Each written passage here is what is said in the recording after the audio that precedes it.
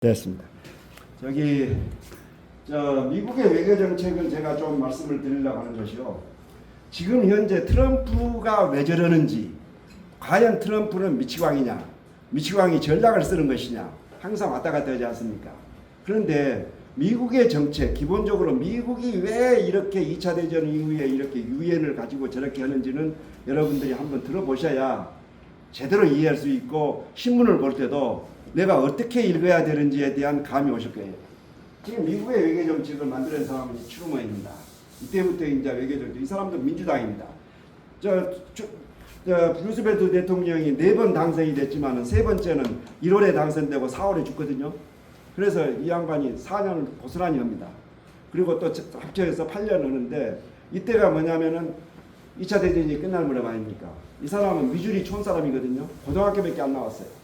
루스벨트는 엄청난 귀족입니다. 최고의 학벌에 최고의 사람입니다. 근데 루스벨트가 흐지부지한 사람, 같은 러닝메이트나 똑같은 부통령이 노동운동을 했다 해서 쫓겨나니까 그 사람 대안으로 데려온 사람이 바로 여기 추르만인데, 추르만은 사람들이 볼 때 무시했어요. 아무것도. 근데 이 양반이 뭘 하냐면은 2차 대전을 깨끗이 끝내거든요. 원자탄도 누가 투척합니까? 이 사람이다. 근데 이 사람이 대통령 될 때까지도 그 맨하탄 프로젝트, 원자탄 만든 프로젝트도 몰랐어요. 아무도 가르쳐주지 않았어요. 부통령이니까. 그럼에도 불구하고 이 사람이 원자폭탄을 쓰고, 그 다음에 2차 대전을 종결하고, 유엔을 만들고, 그 다음에 뭘 하냐면은 냉전 시스템으로 들어가게 됐을 때에 소련하고 이제 싸우는 냉전도 47년도에 들어갑니다. 그런데 이 트루먼이 이후로 미국에서 일관된 생각은 뭐였냐면은 3차 대전이 일어나면 안 된다. 지금도 여러분들이 항상 생각하시는 3차 대전, 3차 세계대전이 일어나면 안 된다는 것이 미국의 확고한 전략입니다. 왜 그러느냐? 여기서 세계대전이라는 것은요, 세계대전, 이것은 강대국끼리 싸우는 겁니다. 약소국어고 뭐냐면 강대국어고 러시아 우크라이나 전쟁, 그 세계대전이 아니에요. 그 다음에 이번 이란 전쟁, 세계대전이 아니에요. 왜 그러느냐? 왜 그러느냐? 강대국끼리 싸우지 않기 때문입니다.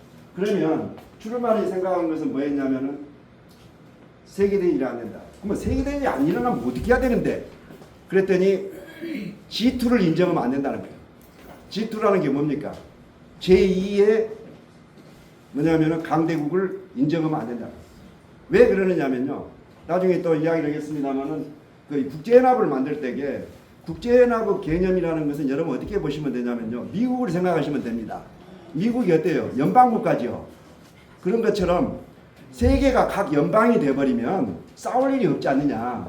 그래서 국제연맹도 그렇고 국제연합도 그렇고 이렇게 해서 전부 다가 뭘 만들었냐면은 연합, 연맹이라는 것이 다른 게 아니고 연방국가 생각하시면 돼요. 국제연합은 그렇게 만들면 싸울 일이 없다. 이렇게 만들었는데 소련이라는 자들은요. 이제 왜 저렇게 요즘 와서도 그런 이야기를 하냐면은 거기 국제연맹에서는 상임이사국이라고 그럴까 이렇게 법을 집행하는 기관이 없었기 때문에 유명무실했지 않습니까? 근데 국제연합에 가서는 그 상임이사국을 만들어요. 안전보장 상임이사회를 만들어가지고 그때 이 5개의 나라가 만들었는데 5개를 딱 만들고 보니까 그 당시에 자유중국이 들어가다 보니까 소련이 뭐라고 이야기를 하냐면은 야 니기들 너희서 나 혼자 왕따 시켜가지고 니기들 마음대로 하려고 그러지 안 된다 그러니까 나 안 할란다 그러니까 그래 그러지 말고 우리 다수결이 아니고 만장일치제로 해줄게. 그래서 만장일치제가 지금 안전이상에는 만장일치제로 돼서 안전보장이사회가 굴러가고 있는 겁니다. 그런데 이제 이 트루먼이 그러면은 G2를 인정하지 않게 되는 그 과정은 잠깐 세계사를 좀 공부하셔야 됩니다. 뭐냐면은 신성 로마 제국이라고 13세기부터 중국이 있던데 이게 우리로 말하면은 중국이고요. 우리나라가 프랑스 정도, 일본이, 영국 이렇게 보시면 됩니다. 당시에 신성 로마 제국이라고 해서 이렇게 큰 나라가 있었는데 이 나라가 어떻게 하냐면은 이 스페인 이러고 이렇게 전부 다 혼인과약을 맺습니다. 합스부르크가라고 들어보셨죠? 그 합스부르크가에서 혼인 매학으로 프랑스를 갖다 이렇게 고립을 시키니까 프랑스의 그 리슐리의 추기경이라는 사람이 어떠냐면은 마침 신구교 싸움이 벌어졌거든요. 그랬을 때에 자기는 추기경은 어디 쪽 사람이에요? 부교 사람 아닙니까? 그런데 국익이라는 말을 처음으로 씁니다. 그때 요즘 뭐 국익을 앞세운다 뭐 그런 이야기 있잖아요. 국익을 앞세워서 신교 편에 붙어버려요. 프랑스가. 그래가지고 이 신성 로마 제국을 박살을 내버리는 겁니다. 그래서 이제 독일이 이제 독일 땅인데 독일이 300개 국가로 공국, 그 공작이 하는 국가로 쪼개져 버립니다. 그리고 인구가 3분의 1이 줄어들어 버려요. 그렇게 해가지고 이것이 일어난 이 전쟁을 우리가 30년 전쟁이라고. 18년부터 48년까지 끝나고 나니까 독일이 이렇게 되면 이게 300개로 쪼개진 국가입니다. 그래서 이제 이 그 국익이라는 것은 무슨 뜻이냐면요. 수단과 방법을 가리지 않는 나라의 이익을 위해서는 수단과 방법을 잃지 않는 것이 국익이라는 뜻입니다. 그 다음에 이제 이 프로이센이 아까 말한 이제 독일인데 드디어 독일이 1870년대에 오면서 통일의 기운이 듭니다. 통일이 이제 시작하는데 여러분들이 유럽사를 공부하실 때 항상 아셔야 되는 게 뭐냐면은 독일이 통일되면 두렵고 독일이 분열되면 혼란스럽고 이게 유럽의 역사입니다.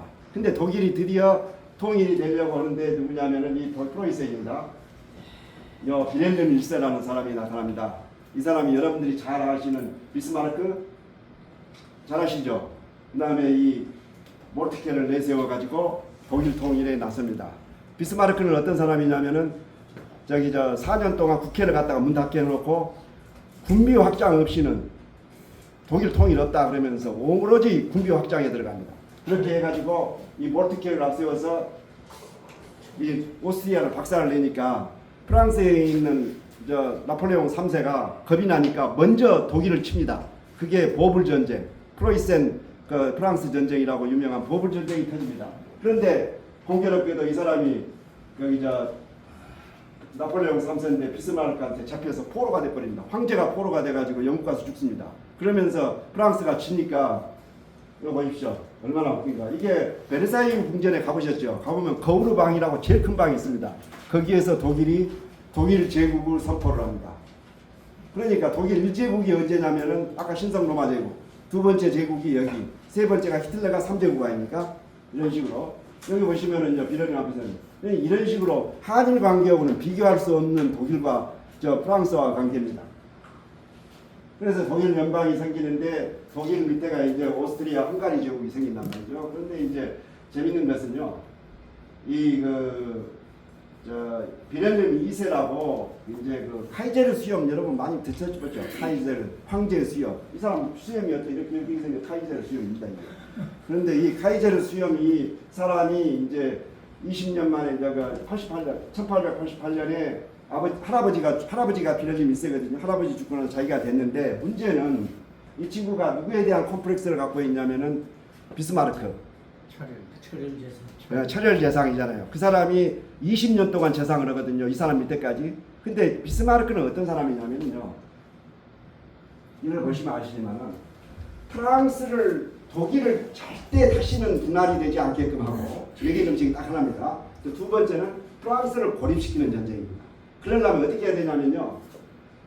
이 5개 나라 있잖아요. 영국, 프랑스, 독일, 오스트리아, 헝가리 제국, 러시아. 이 5개 나라가 중에 3나라가 내 편으로 와 있는 세력 균형을 해야 한단 말이죠. 근데 영국은 영광스러운 고립이라고 안 하고 프랑스하고는 알사스 로렌 때문에 도저히 같이 할 수 없으니까 이게 3나라를 묶는단 말이죠. 그런데 러시아하고 헝가리하고 오스트리아가 서로 앙앙불락이에요. 왜 그러냐? 발칸 반도에가 슬라브족이 많아요. 그러다 보니까 어때요? 항상 둘이 그 세력 다툼을 수밖에 없다고. 그러니까 비스마르크는 어떤 아이디어를 내냐면은 나하고 오스트리아하고 안 친해. 걱정하지 마. 그러니까 우리 서희 합치자. 3제 동맹을 하자 그럽니다. 그러면서 어디냐 오스트리아 보고 야 너희들 그 비엔나에다가 수도 두지 말고 부다페스트로 옮겨.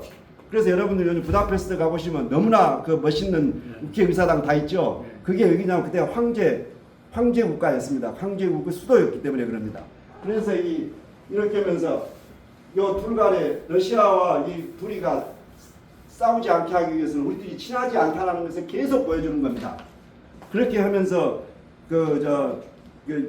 싸움 없이 잘 이렇게 해왔는데 이걸 아까 말씀드린 누굽니까? 이 친구는 그게 싫은 거예요. 그러니까 어떻게 하냐면은 되자마자 비스마르크 내쫓자마자 독일하고 동맹을 맺어버립니다. 그러니까 어때요?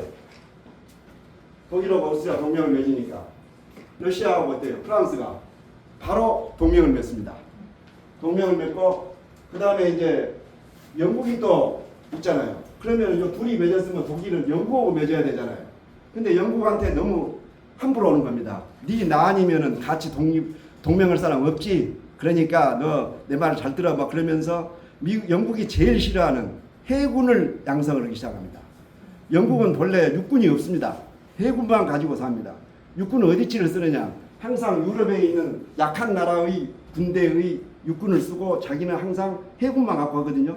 그러는데 영국이 이렇게 보니까 이거 도저히 안 되겠다고 하고 있는 판에 영일동맹이라는 걸 맺습니다. 일본하고 동맹을 맺습니다. 1902년. 그렇게 맺으니까 어떻게 돼요? 러시아에 대한 걱정이 없어진 거예요. 영국은 계속 러시아에 대한 걱정을 해왔기 때문에 그 남하 정책을 막기 위해서 특히 인도를 지키기 위해서 그렇게 해왔는데 일본하고 동맹을 맺으니까 걱정이 없어지니까 러시아에 대한 걱정이 없어지니까 프랑스가 이때 나서는 겁니다. 협상. 여기 영국과 러시아 협상. 그래서 이 사람들 영국은 동맹을 맺기라는 말을 싫어하니까 협상이란 말을 합니다. 그리고 독일과 오스트리아, 이탈리아가 동맹을 맺고 세르비아에서 뭡니까 그 황태자가 이 오스트리아 황태자가 죽으니까 이 오스트리아가 세르비아에 선전포고를 하니까 세르비아하고 동맹국에 있던 러시아가 독일과 오스트리아에 선전포고를 하고 독일이 다시 프랑스와 러시아에 선전포고를 하면서 벨기에를 통해서 들어갑니다. 그런데 문제는 뭐냐면요. 영국은요. 여기요 베네룩스 3국과 덴마크는 자기들의 뭐냐면은 그 방패막입니다. 그래가지고 체제가 똑같아야 돼요. 입헌군주국입니다. 입헌군주국일 뿐만 아니라 여기서 누가 침해를 하면은 바로 공격을 해줘요. 벨기에를 들어오니까 영국이 독일에 대해서 선전포고를 한 것이 바로 1차 세계대전입니다. 이걸 보고 있는 미국으로서는 어떤 생각을 했냐면은 세력균형, 동맹 이런 거는 절대 안 된다는 거예요.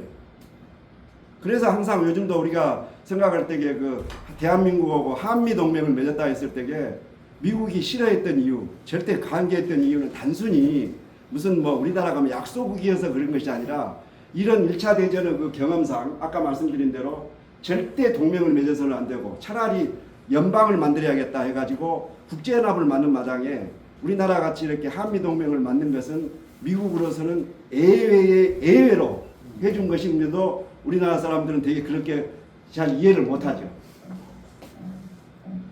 그래서 이제 아까 여기 야마가다 아리모토라고요. 일본의 육군의 아버지입니다. 이 사람이 이제 만든 것이 뭐였냐면은 주권선과 이익선, 자기 나라 주권선, 그다음에 이익이 되는 국가, 조선과 이런 국가를 갖다가 그런 겁니다. 요즘 일본 수상이 대만에 대해서 달려든 이유는 뭐냐면요.